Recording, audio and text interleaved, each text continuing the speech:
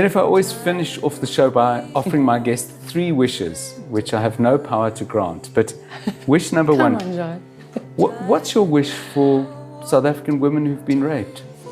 I wish them courage, empowerment, and peace to disclose and follow their path of healing, whatever form it takes, and that they be met by the system appropriately. What's your wish for men who have committed rape?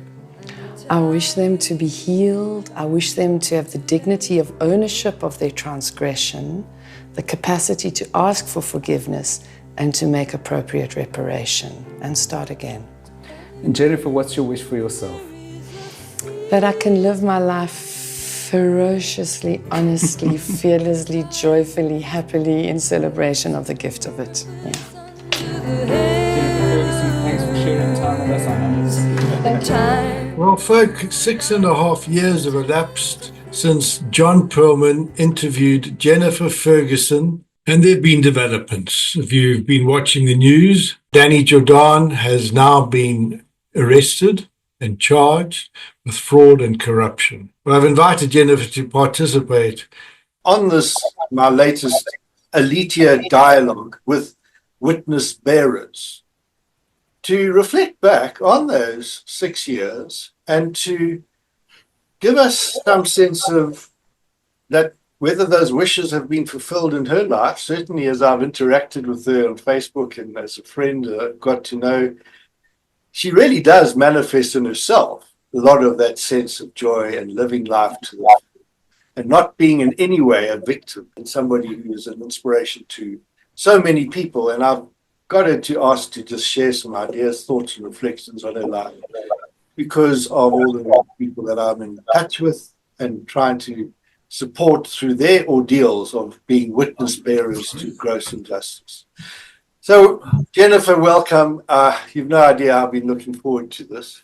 You want to just check in and say, how do you feel these days? Hi, John. It's so good to make a connection here, even though it's a vast distance. We are in polar opposite seasons. You, I imagine, are sitting in your heat, and here we are in the darkness, and it's cold. I've just got out of the swimming pool. Yeah, exactly. So no, we are in a different climate zone now. So I have a bit of I'm in this state of, you can't say hibernation, but it is a kind of closing down on some level. When it gets so dark, you sort of pull into yourself, and yeah, time for reflection, which I'm very grateful for, you can say. But I'm also preparing to come to South Africa within the next few days, and that feels good. Oh, yay. Are you going to do some concerts for us? Not this time, actually. Every time I realize, every time I go home, it's been very demanding for many reasons. And this time I kind of just decided to make it quality time with the family and see friends and experience the nature and just be in the country without a mission. And it's certainly the best time of the year to be here.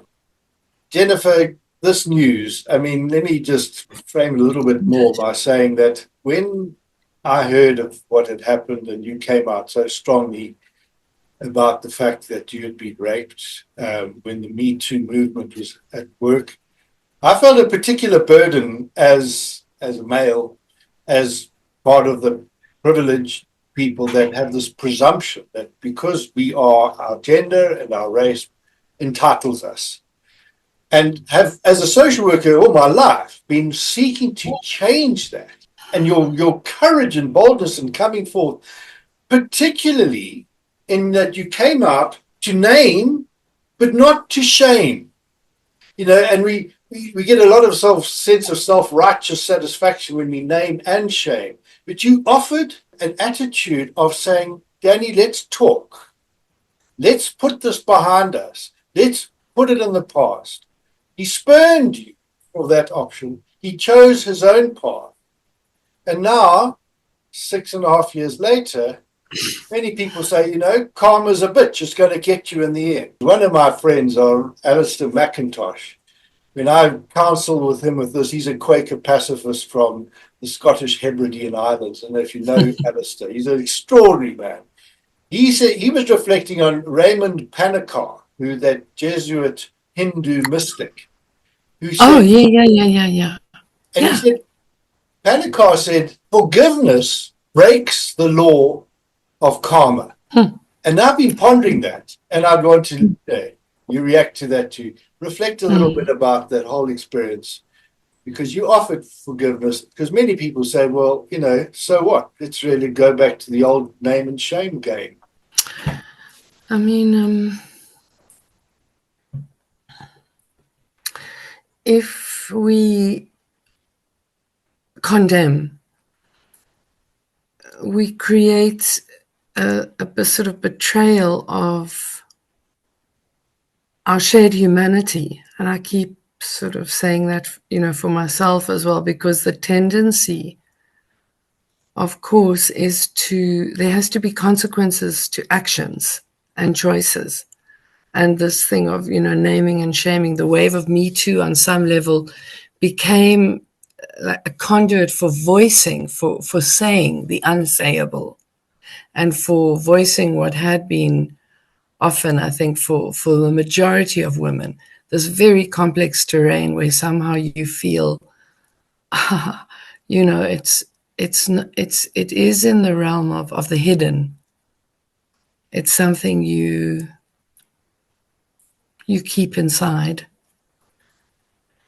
And Me Too kind of opened these gates, for voicing. So without strategizing or planning, it became an articulation of truth.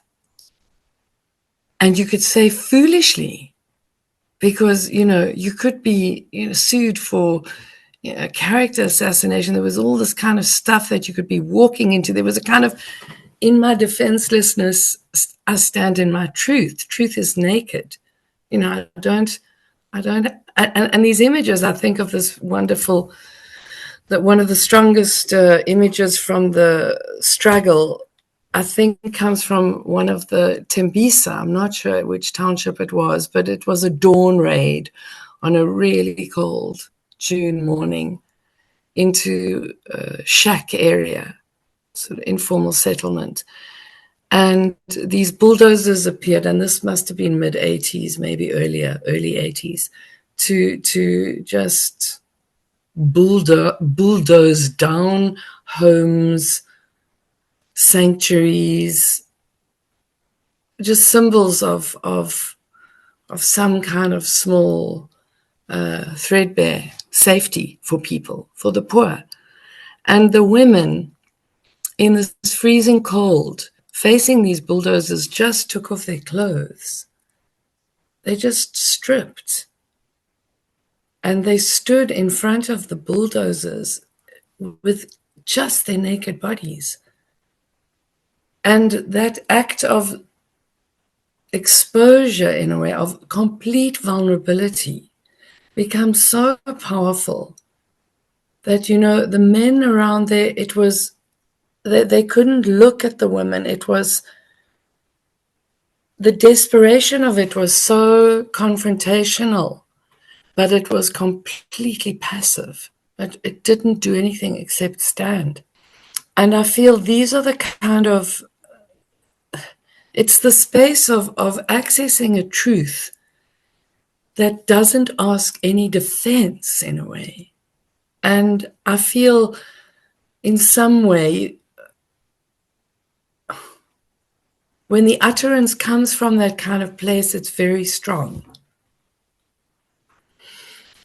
And my thought when I heard about this, I got some pre-warning from a forensic auditor who sent a message to say this was going to happen, that Jordaan would be arrested.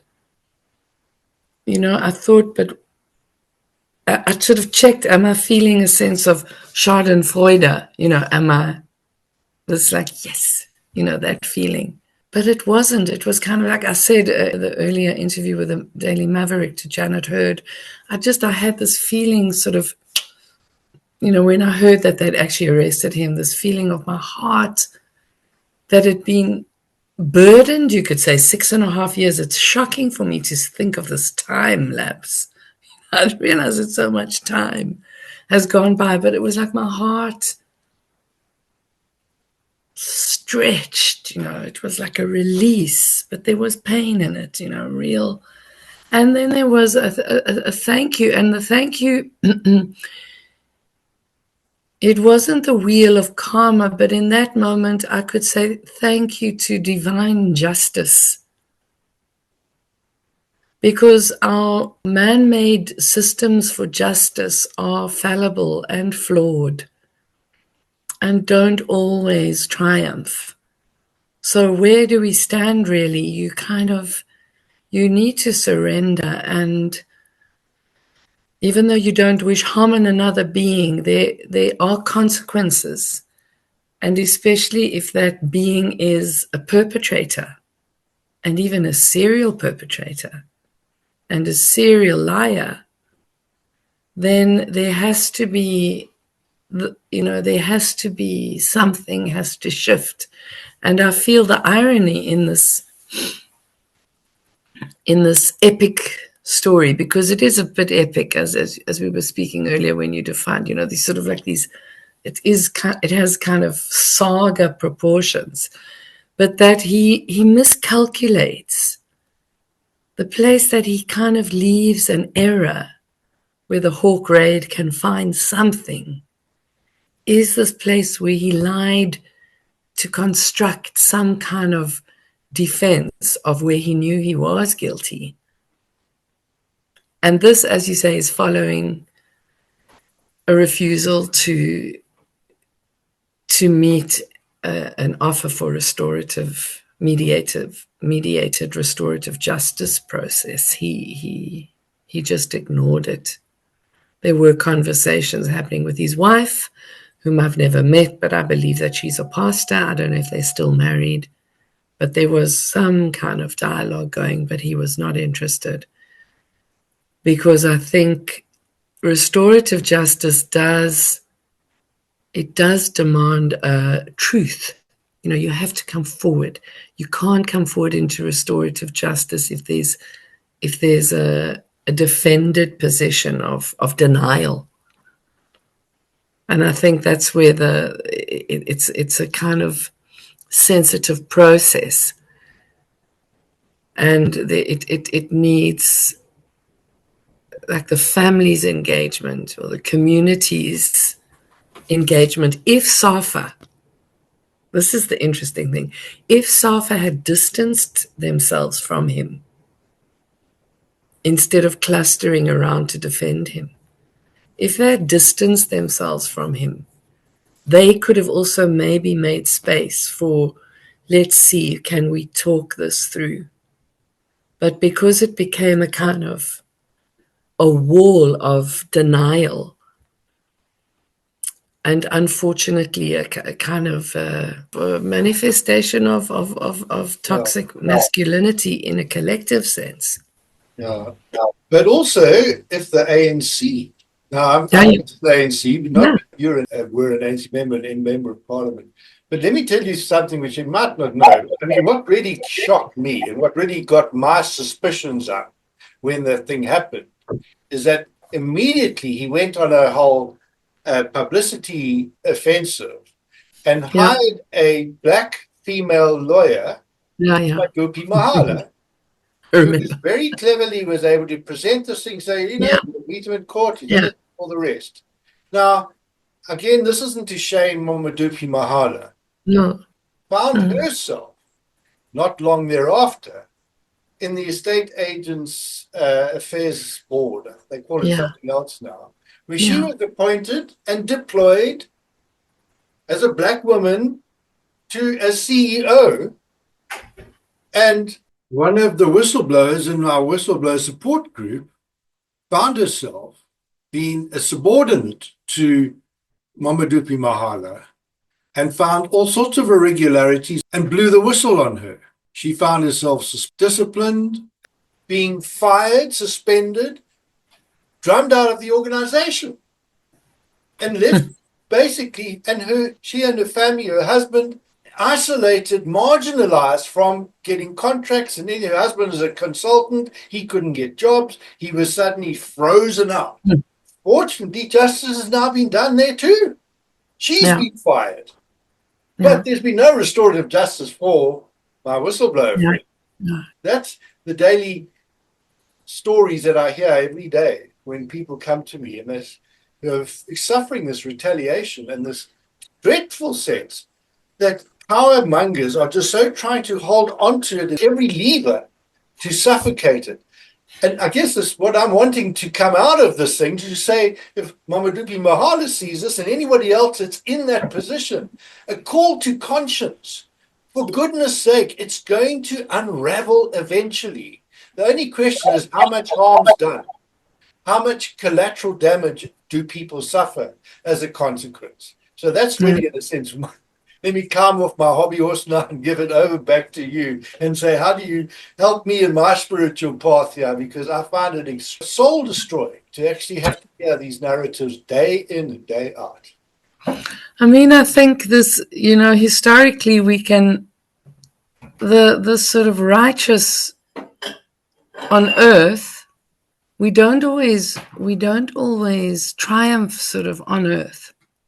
And I think the spiritual practice, I'm writing on Teilhard de Chardin at the moment. Oh, wonderful. This wonderful mystic scientist, I'm sure But his journey also... On my bookshelf, I've got 5 books of his on my bookshelf. Wow, yeah, just wonderful. But such also Jesuit, but how he sort of met his struggles of, being refused permission to publish such important work and work that he burned for, literally, seeing the truth of evolution and how to liberate the billions of Catholics and bring them into a sense of, that evolution is possible within the Christian reference.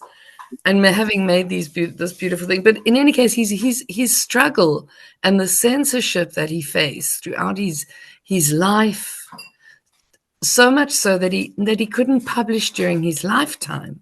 They only published after his death. But he uses this word impasse, or I don't know how you pronounce it, impasse, the impasse of waiting, a feeling of sort of being suspended, where you can't act. Your sort of channels for action have been taken away, and you have to wait. And if I think now of these, when you say 6 years or whatever, in a way it has been I haven't been consciously waiting. I've been moving. I've been working. I've been doing what has to be done. But in this sort of invisible and mysterious unraveling of time that we don't understand, and the holy unraveling of time, there's a sense of its unity. The story or the narrative finds resolution, maybe not in our hands, in our perception of time. And that's where the word karma becomes, useful, not in a sense of punishment, but that the wheel of our actions and reactions and consequences, it is turning.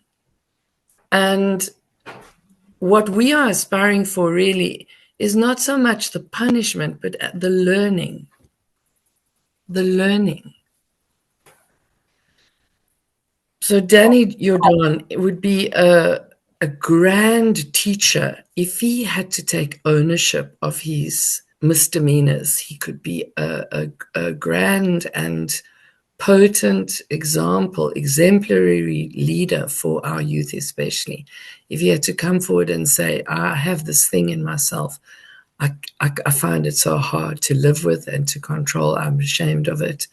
And it's brought a lot of pain and suffering in my life, my family life, people that I've hurt. Because in the end, you're talking about hurt. My beautiful Down syndrome daughter, Johanna, one of the questions I needed to ask her for this interview was how did it affect the different family members? And I turned to Johanna and I said, Hannah, when I told you about what had happened with Danny, what did you feel?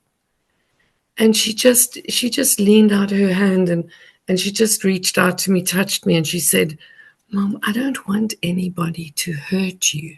And it was such a pure formulation of true compassion, because in the end, rape, sexual abuse, violations, any form of abuse that diminishes the being of another and causes pain, that is we transgress our humanity. So how do we reach out to each other again and restore that connectedness? Because there's a break in the connection when we do that. We sever a connection. We cut it. And restorative justice becomes a process for the rehabilitation of that connection again, Oh, you no idea what you're doing for me, because you're getting me to go and take my own medicine and reread those books on my shelf. But there's one which which somebody gave to me, a friend who just said, and it's a Taylor de Chardin scholar, where he has studied Taylor de Chardin so carefully and has come up with, he talks about, and you might have come across it, the law of attraction, connection, complexity, and consciousness.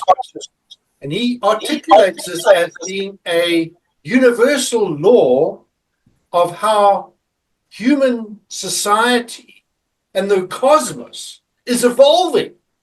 Yeah. And in that sense, we can say, you and I have just found the sense of attraction. We're making a connection.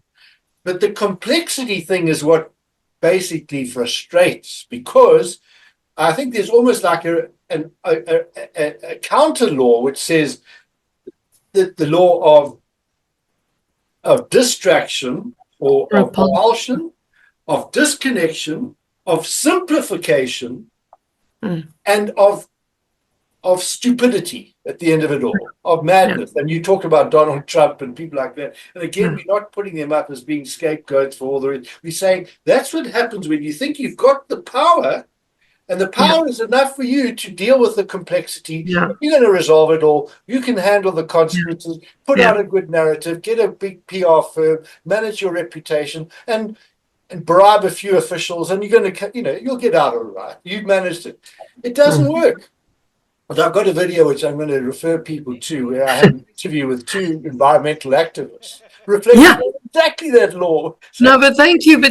You've given me something now also how to conclude my essay, because I think this thing of how to take these laws, or this understanding, because Teilhard, in a way, as a beautiful prophetic voice, a contemporary mystic for this time, that and using his Ignatian practices, the contemplative discipline, and that I really respect, because when you look at Madiba, for example, you look at our great leaders, Archbishop Tutu, the kind of discipline that they live with, the kenosis, of emptying the self, to how to empty our ego, the kind of diligence and humility, servant leadership that we have on our South African landscape. We start with Ma Lydia.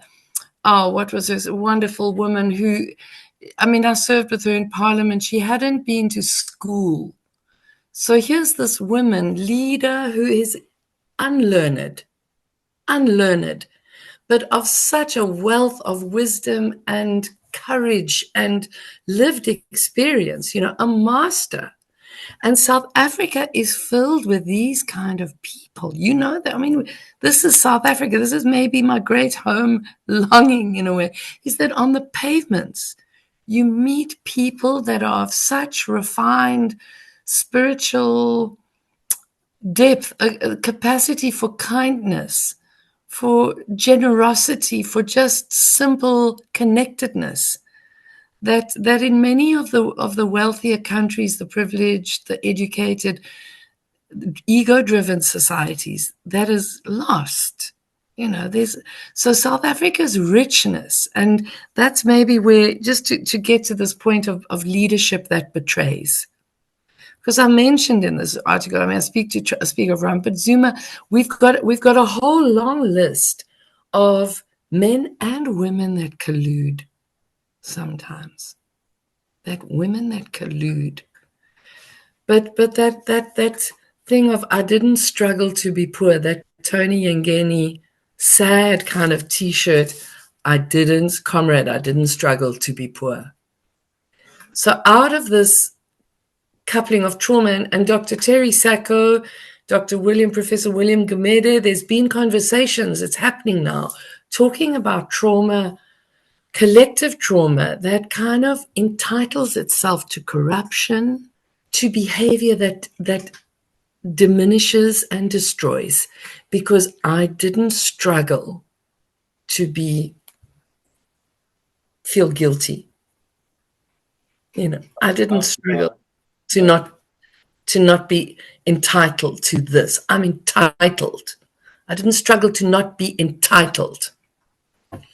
And this it's a brittle consequence of you could say where people have been oppressed by systems, and there's been especially men where we've lost our kind of sense of who we are and who we belong to in our relationship to our past in a healthy way.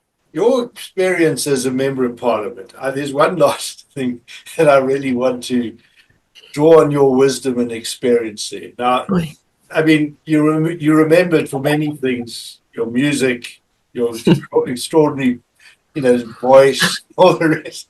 And I thought, one of the things I was just in touch with Judy Chalmers today. Yes. You served with her, Molly Blackburn's sister. Yeah. And I said to her, do you remember Jennifer? She said, yes. And the first thing she said in a WhatsApp, she wanted to sing in Parliament and tell her thing. So quickly tell that story. And then the question I want to ask is, to what extent can we as the whistleblower, or shall we say the witness bearer, activists, journalists and whistleblowers, look and have any confidence in Parliament to actually protect, support, and incentivize whistleblowers or people who speak truth to power? Because I'm getting very disillusioned, that I don't think it can. I think it's like asking turkeys to vote for Christmas, to ask for people who are politicians to actually protect people who are going to speak truth to them. Anyway, that's my concern. So, but tell us quickly about your story about singing in Parliament, because I think you might actually be welcome to come and do that sometime. I mean, it's for me, it was such a tragedy. This kind of very innocent, and maybe when you say years in Parliament, there was a naivety in a way, I suppose, coming in as an activist artist. And that had been so steeped in the power of creativity for transformation, creativity for protest, song as a weapon, and to come into the Westminster form of government, because that Parliament we are using England's very unfortunate forms. We're heckling. The kind of verbal abuse of each other is allowed and tolerated.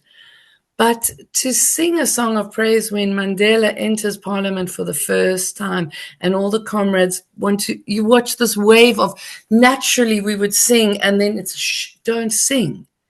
And then I have my cheap with beautiful, the late Reverend Stofile saying to me, but comrade, we don't want to diminish the dignity of the Parliament, with singing. and I mean, I would be singing a Brecht song a Brecht song. And the song, ironically, given my, my sort of reputation around the whole abortion thing, which was it was so tender and so difficult. I had this ballad of Marie Farrar as a young girl who experienced an illegal abortion. So in a way, my speech was, when are we going to deal with this and when are we going to talk about it? But we never spoke about it, and we were told we had to vote. We had to vote according to a green button or a red button. And for me, as a you could say, as a spiritual being, I have the space of the gray button in between, or how do we empower women in their choices? How do we realistically look at the cutoff time? How do we provide support? So you could say it's like I'm a pro-life feminist because I believe that women have the right to choose, but they need to be supported and their relationships need to be acknowledged. So I'm talking I was asking for a language that in a way doesn't really exist in the current legalese. And I think that's why your question around how do whistleblowers or those speaking truth to power, how can they be protected? And sometimes the system itself is not there to protect truth. And I can say for the 2 or 3 other women that were prepared to come forward with similar abuse, assault stories around Jordaan, they were unable to be protected. Their identity could not be protected, and they felt themselves not only unsafe but kind of terrorized in a way. One left the country. She'd laid the charge, and then her details were revealed in a Sunday Times front page. Mzilikazi wa Africa went out with very compromising details on her identity. Front page Sunday Times. And revelations from my docket. So there'd been a police leak.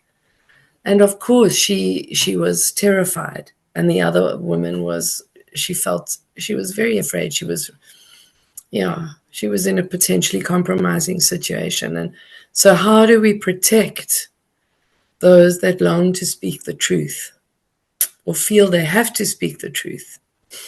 Yeah.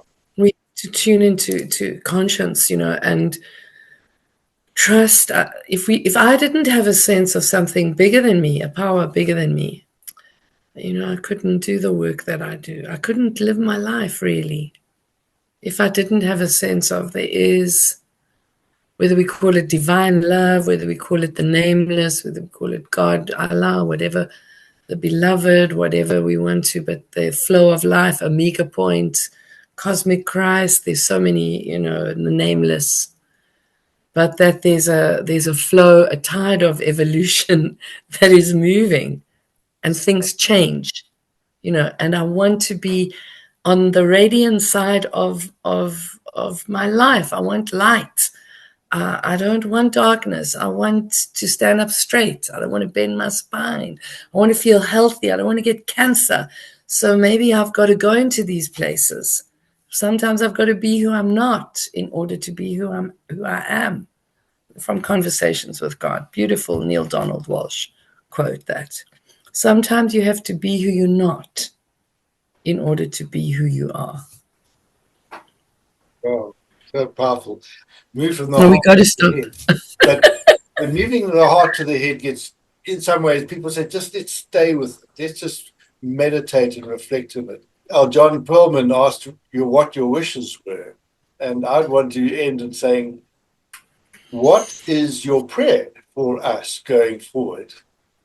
And I can speak us collectively as a human species on this planet, and what each of us in our own particular incarnations and embodiment in our particular contexts, what is the discernible universal prayer that you would want to pray for us? I mean, I would pray really for, a radical resilience, a wild grace, a sense of hope despite present difficulties. That beautiful John Muafangeyo lino cut. Hope in the middle of, the apartheid nightmare. Hope in spite of present difficulties. Kindness to myself and kindness to those around me and even those that offend me. Because I think we're sitting with deepened spaces and an abyss in between of different positions that can be so alienating. So how do I see my sister as myself, my brother as myself? How do I sing the change I want for the world? How do I write the change I want? How do I be the change? And how do I also discern that beautiful reference that you see, discern. Let me discern what I can hold, what I can fight and strive for, and what I have to just open my palm and cease the contraction and allow for the flow and the letting go, the surrender. And to do it together. Yeah, that's wonderful. And songwriter. Yeah. Together, yeah, that's beautiful. Together, that's actually what the one. Yeah, that's beautiful. That's a beautiful song. So I'm going to play out with that. Okay, Johnny. That's our show. Yeah, John. I will then. It's a lovely thing to have conscious conversation. Yeah. That's lovely. So thank you for conscious.